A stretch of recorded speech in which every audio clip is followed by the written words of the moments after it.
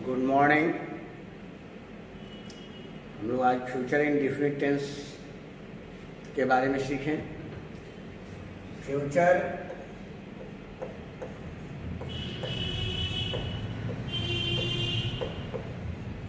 इन ए definite tense.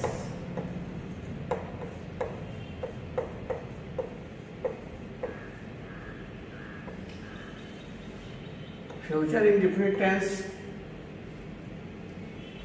जिस हिंदी वाक्य के क्रिया के अंत में जब हम देखते हैं कि गा, गे, गी है, या ये लगे कि कोई कार्य भविष्य में होगा, तो उसे फ्यूचर इंडेफिनिट टेंस समझते हैं। भविष्य में होने वाले कार्य को हम फ्यूचर इंडेफिनिट टेंस समझते हैं। जो कार्य भविष्य में अभी होगा, तो जिस हिंदी वाक्य के क्रिया के अंत में गागेगी रहे या यह लगे कि वो कार्य भविष्य में अभी होगा, भविष्य में घटित होगा, भविष्य में वो कार्य होगा, तो वो फ्यूचर इंडेफिनिट टेंस होता है। अब ए नंबर हम देखते हैं। सबसे पहले अफर्मेटिव सेंटेंस।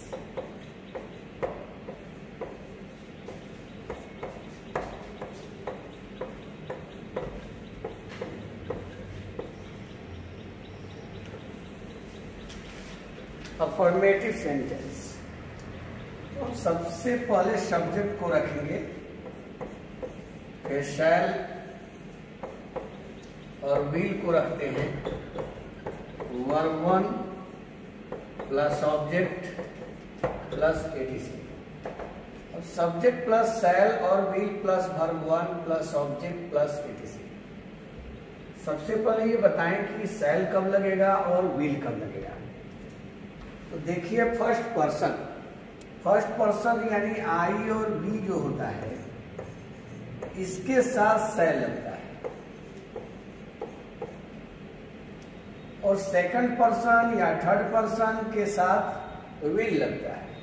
तो यू हो, ही, सी, इट, दे, या कोई भी अगर नाउन रहे तो उस स्थिति में हम विल का प्रयोग करते हैं।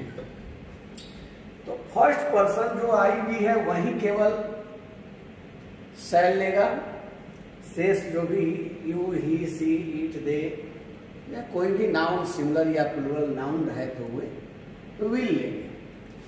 अगर हम कहते हैं कि मैं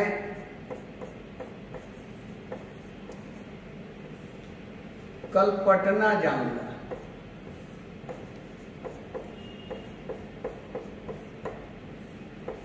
तो मैं कल पटना जाऊंगा, तो मैं यानी आई, और आई के साथ शैल या विल में से हमने ले लिया शैल, आई शैल, और जाना का गो, वर्ब 1, और पटना टू पटना, अब कल यानी टुमारो। तो आई शैल गो टू पटना टुमारो, मैं कल पटना जाऊंगा। आई शैल गो टू पटना टुमारो। यही अगर हम कहें कि वह अगले माह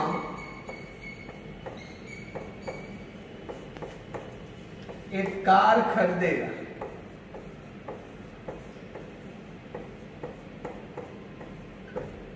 वह अगले माह एक कार खरीदेगा। तो वह अगले माह एक कार खरीदेगा यानी वह यानी ही, और ही के साथ विल का प्रयोग करेंगे। खरीदना का बाय हो गया, वी विल बाय, और कार, और अगले माह यानी नेक्स्ट मंथ, तो he will buy a car next month. वह अगले माह एक कार खरीदेगा। ये भी हम ध्यान रखेंगे यहां एम्फैटिक रूप भी इसका, अगर दृढ़ता हो, यानी दृढ़ता कहने का मतलब कि सामान्य अगर प्रतिक्रिया उसमें हम देखें कि धमकी हो जाए, वादा, दृढ़ संकल्प, जैसे प्रतिक्रियाओं के रहने पर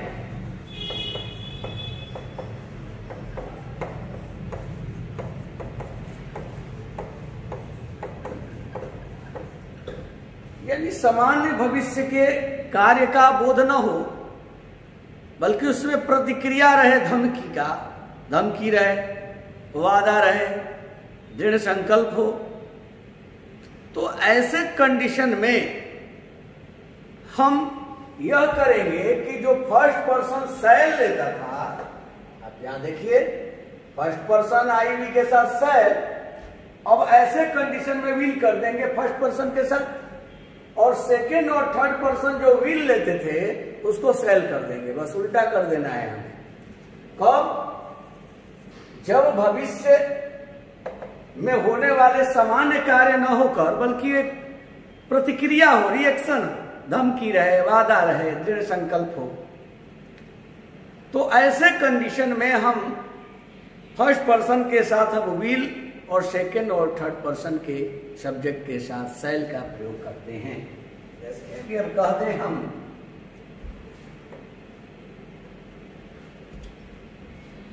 कि मैं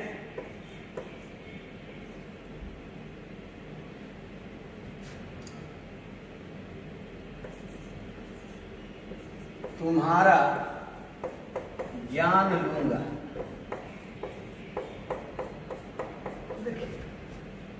मैं तुम्हारा ज्ञान लूंगा, तो मैं तुम्हारा ज्ञान लूंगा मतलब धमकी है, और जब धमकी है तो आई के साथ अब हम सेल न लगाकर विल कर देंगे। I will kill you, I will kill you, मैं तुम्हारा जान लूंगा। यही अगर हम कहें कि तुम वही करोगे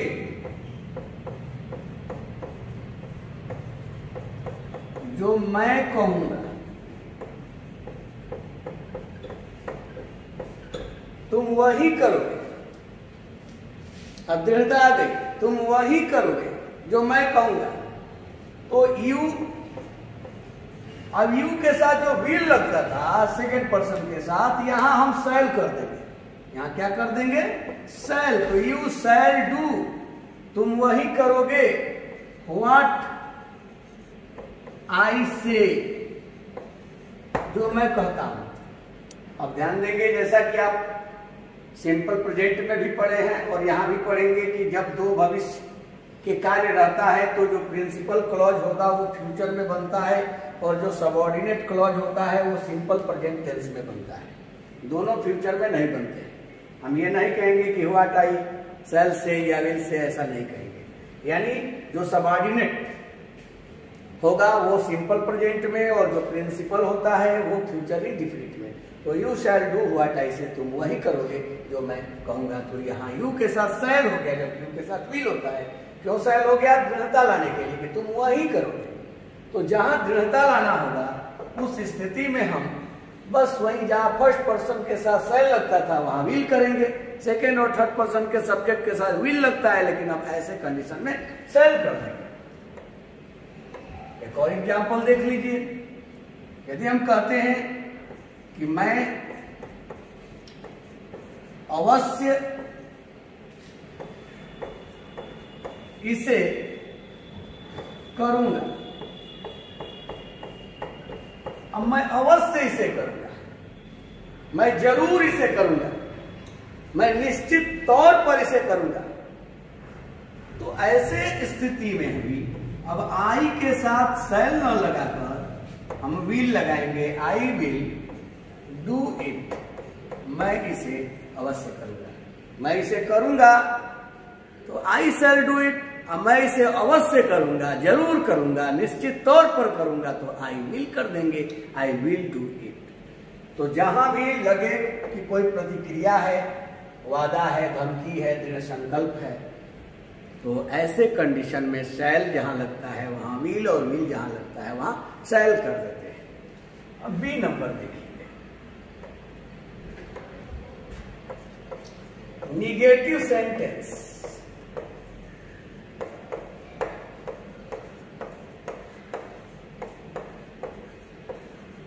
निगेटिव सेंटेंस, तो सबसे पहले हम सब्जेक्ट को रखें, फिर शैल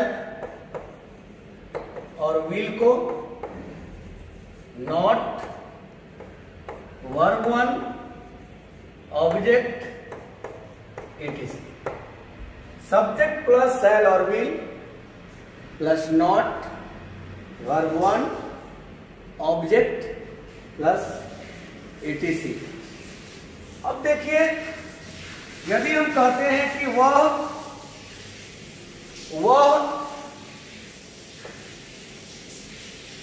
पटना नहीं जाएगा,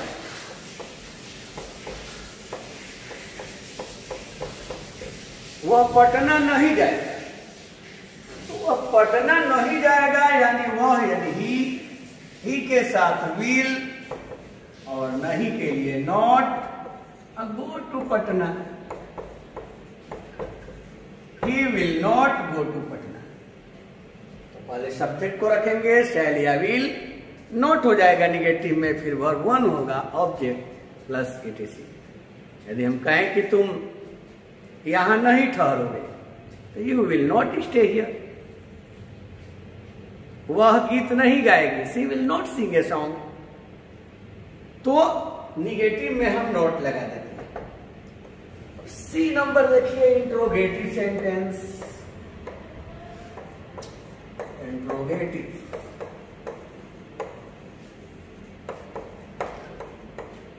सेंटेंस, इंट्रोगेटिव सेंटेंस, सबसे पहले शैल और विल को रखेंगे, फिर subject, verb one, object plus etc, और ये हुआ नोट ऑफ इंट्रोगेशन यानी क्वेश्चन मार्क हो गया। क्या तुम यहां ठहरोगे?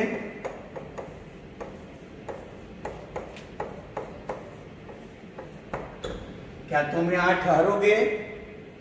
Will you stay here? Will you stay here? क्या तुम यहां ठहरोगे? हम कहेंगे क्या वह पटना जाएगा? Will he go to Patna? क्या वह दिल्ली से आज आएगा? Will he come from Delhi today?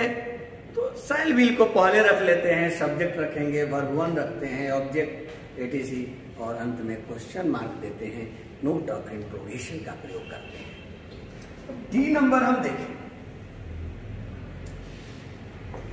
WH question.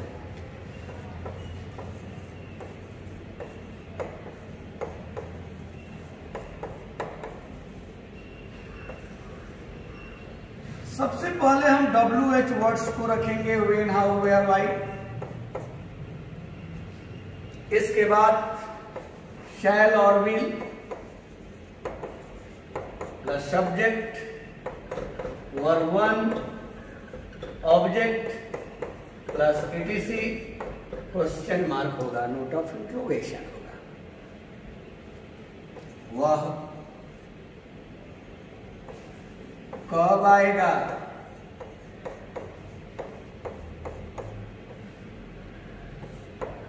वह कब आएगा? तो कब है तो वेन, उसके बाद विल, फिर ही, और आना का कम हो गया, वेन विल ही कम। वह कब आएगा? तुम कहां जाओगे? वेयर विल यू गो?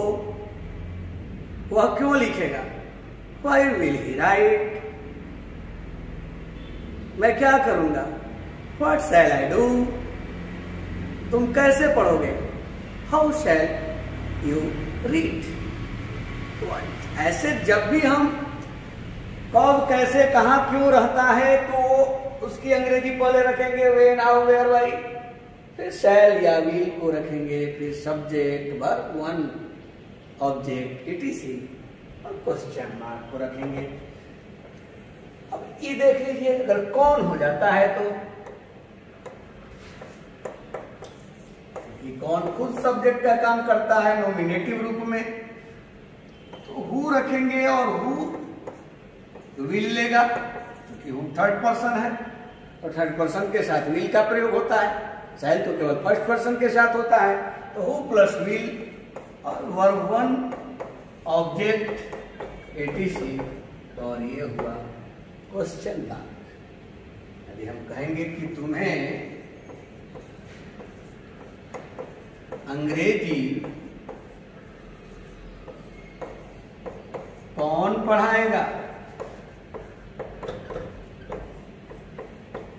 अब तुम्हें अंग्रेजी कौन पढ़ाएगा, तो कौन यानी हु और इसके बाद विल हमने ले लिया, पढ़ाना वर्ब टीच, और देख रहे हैं दो ऑब्जेक्ट, तो बताया गया है आपको कि अगर दो ऑब्जेक्ट रहे तो एक इनडायरेक्ट और एक डायरेक्ट होता है, तो आईडी बनाते हैं। आईडी मतलब पहले इनडायरेक्ट ऑब्जेक्ट को और फिर डायरेक्ट ऑब्जेक्ट को, यानी पर्सन को पहले लिखते हैं और उसके बाद हम थिंग को लिखते हैं, ये बेहतर होता है।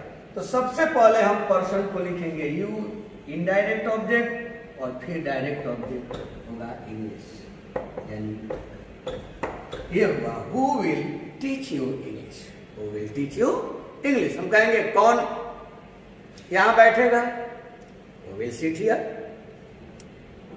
कौन बाहर जाएगा, हु विल गो आउट, तो हु का प्रयोग करते हैं। अब हम देखें usage.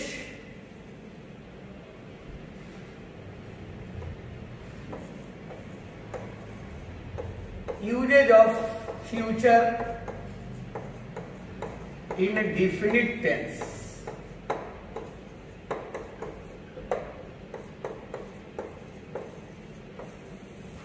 Usage of future in definite tense. तो uses of future indefinite tense सबसे पहले उनको देखें, भविष्य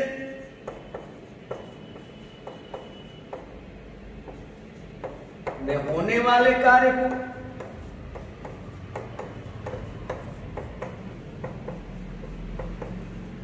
भविष्य में जो घटना भी होगी, जो भविष्य में कार्य होगा, वो फ्यूचर इन डिफिनिट टेंस में होता है। जब हमें लगे कि वो अभी भविष्य की बात है, अभी वो होगा, तो वो फ्यूचर इन डिफिनिट टेंस में उसको व्यक्त किया जाएगा जो अभी होगा। तो भविष्य का टाइम में जो घटित हो, जो होगा, यदि हम कहते हैं कि ही a blank,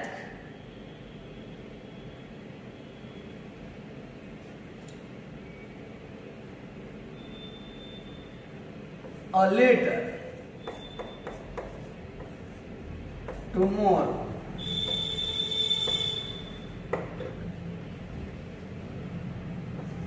अब यहां पर हमने दे दिया सेंट, यहां हो गया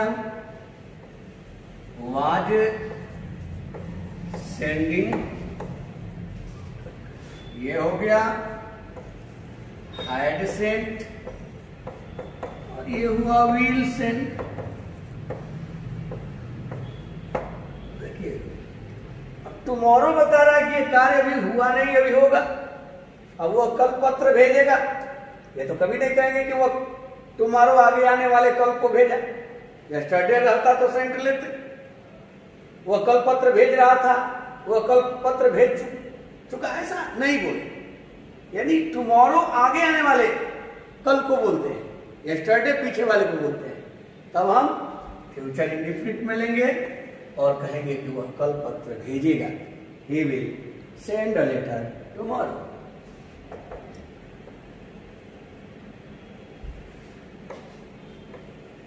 एग्जाम्पल देखिए, यदि हम कहते हैं Sunita blank a car next year, अब A number will buy, B हो गया bought, C नंबर पर हो गया was buying, और D नंबर पर हो गया had bought। हम क्या लेंगे? विल बाय, क्योंकि नेक्स्ट ईयर यानी अगले वर्ष। अब वो अगले वर्ष अगले साल कार खरीदेगी सुनीता, तो इस स्थिति में हमें लेना है फ्यूचर, और फ्यूचर इंडेफिनिट यानी shall be plus verb one. Two देखिए, इससे पहले ये भी जाने, आपको बताए हैं सिंपल प्रेजेंट टेंस में कि भविष्य का अगर कोई निश्चित कार्यक्रम होता है तो उसको हम सिंपल प्रेजेंट टेंस में भी व्यक्त करते हैं। भविष्य के निश्चित कार्यक्रम को सिंपल प्रेजेंट टेंस में भी व्यक्त करते हैं और प्रेजेंट कंटिन्यूअस में भी व्यक्त करते हैं। जैसे हमने बताया है पहले कि द सीएम कम्स टुमारो, कल मुख्यमंत्री आएंगे, अवश्य आएंगे। द सीएम कम्स टुमारो निश्चित कार्यक्रम हो गया। या ये भी कह सकते हैं कि the CM is coming tomorrow, the CM is coming tomorrow या द सीएम कम्स टुमारो। अगर भविष्य का, फ्यूचर का अगर कोई फिक्स्ड अगर प्रोग्राम है, निश्चित अगर कार्यक्रम है, तो उसको सिंपल प्रेजेंट टेंस या प्रेजेंट कंटिन्यूअस में व्यक्त किया जाता है। सिंपल प्रेजेंट या प्रेजेंट कंटिन्यूअस में भी व्यक्त किया जाता है। किसको? तो भविष्य के निश्चित कार्यक्रम को। अब हम रूल 2 देखते हैं।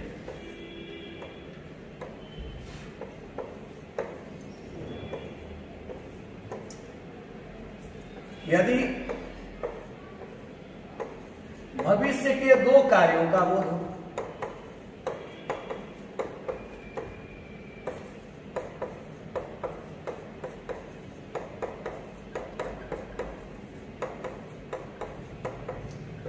इसका भी जिक्र ही हमने सिंपल प्रेजेंट टेंस में किया है। तो यदि भविष्य के 2 कार्यों का बोध हो, अब तो दिमाग में आ गया होगा कि भविष्य के 2 कार्य हो तो जो प्रिंसिपल क्लॉज होता है वो फ्यूचर इंडेफिनिट में होगा।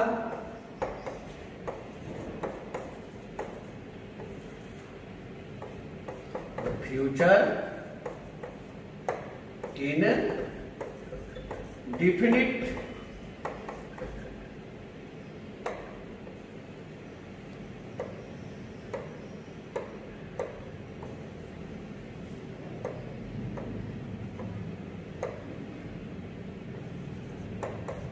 फ्यूचर इंडेफिनिट में होगा। कौन? जो प्रिंसिपल होगा। लेकिन जो सबऑर्डिनेट क्लॉज होगा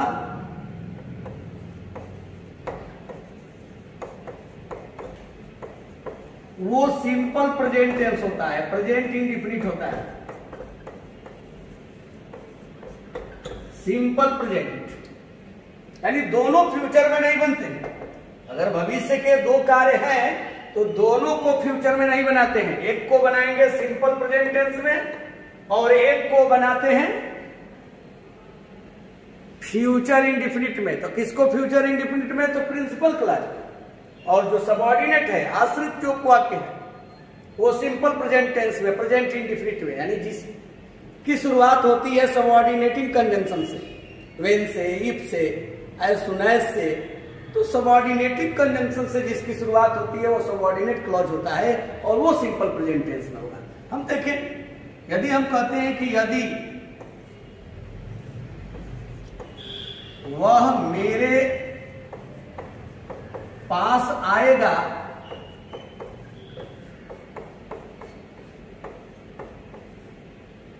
तो मैं उसे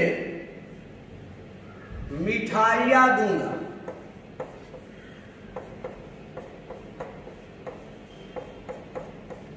देखिए, भविष्य के 2 कार्य हो गए। एक कार्य हो गया कि वह मेरे पास आएगा और दूसरा मैं उसे मिठाइयां दूंगा, आएगा तो दूंगा। तो जब भविष्य के दो कार्य हो तो ध्यान दीजिए,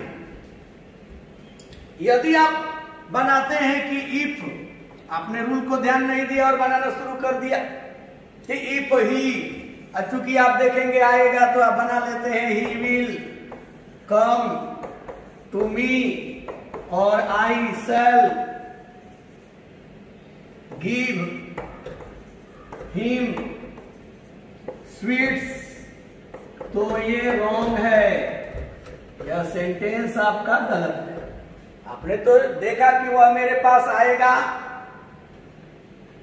तो आएगा तो मैं उसे मिठाइयां दूंगा, तो आएगा तो आपने क्या किया कि ही विल कम बना दिया, वो आएगा, आप तो सही बना रहे थे। और मैं उसे मिठाइयां दूंगा, आई शैल गिव हिम या आई विल गिव हिम, गलता लाते हैं कंडीशनल सेंटेंस में, तो आई के साथ यहां विल भी प्रयोग करेंगे, आई विल गिव हिम स्वीट्स। तो यहां दोनों फ्यूचर में आपका बनाना गलत है। तब रूल कहता है कि अगर दो कार्य फ्यूचर का है तो देखिए कि कौन प्रिंसिपल है और कौन सबऑर्डिनेट है। तो सबऑर्डिनेट मैंने कहा है कि जिसका शुरुआत सबऑर्डिनेटिंग कंजंक्शन से हो, इफ से हो, व्हेन से हो, अनलेस से हो, व्हाट से हो, यानी कोई भी सबऑर्डिनेटिंग कंजंक्शन से अगर होता है तो वो सबऑर्डिनेट होगा। सबऑर्डिनेट होगा तो वो सिंपल प्रेजेंट में, तो ये इफ से शुरू है, इफ से शुरू है तो ये किस टेंस में होना चाहिए, सिंपल में। तो he comes to me, present indefinite, आप he will come to me नहीं डालेंगे, if he comes to me, अगर वह मेरे पास आएगा। इधर वाला जो प्रिंसिपल, अब जब इस ऑर्डिनेट है, ये सिंपल प्रेजेंट हो गया, तो स्वाभाविक है कि जो प्रिंसिपल है, स्वतंत्र है, प्रधान वाक्य है, वो फ्यूचर इंडेफिनिट में होगा। तो ये होगा I shall give him sweets.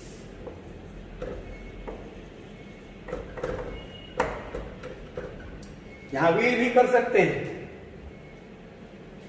और कंडीशनल सेंटेंस में विल ही बेहतर माना जाता है। तो हम कहें कि if he comes to me I will give him sweets. नहीं तो जनरली हम लोग ट्रांसलेशन की स्थिति में ट्रांसलेट करना होता है तो कह देते हैं I shall give him sweets. तो ये आपने देखा if he comes to me I shall give him sweets. तो अब तो समझ गए होंगे, यदि हम कहते हैं, अभी ऊपर भी हमने एक अनुवाद दिया था, उसी आधार पर अगर हम कहेंगे कि तुम